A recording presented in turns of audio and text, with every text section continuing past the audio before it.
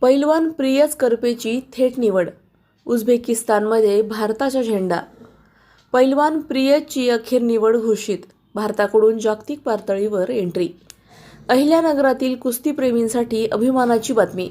कर्नाटक बेळगाव येथील नॅशनल कुस्ती स्पर्धेत 55 किलो वजन गटात वस्ताद करपे तात्यांचे पठ्ठे पैलवान प्रियस करपे यांनी जबरदस्त कामगिरी करत भारताकडून उझबेकिस्तान येथे होणाऱ्या आंतरराष्ट्रीय कुस्ती स्पर्धेसाठी निवड पटकावली आहे. 6 ते 20 डिसेंबर दरम्यान होणाऱ्या या भव्य स्पर्धेत प्रियस भारताचं प्रतिनिधित्व करणार असून नगरभरातून प्रियस आणि वस्ताद करपे तात्या यांच्यावर अभिनंदनाचा वर्षाव होत आहे. आता संपूर्ण शहराची नजर प्रियसच्या झुंजार प्रदर्शनाकडे लागली आहे. प्रतिनिधी स्वामी गोसावी, न्यूज 24 घडामोडी, अहिल्यानगर.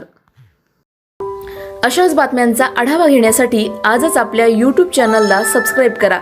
बातमी आवडल्यास लाईक करा आणि इतरांपर्यंत शेअर करा.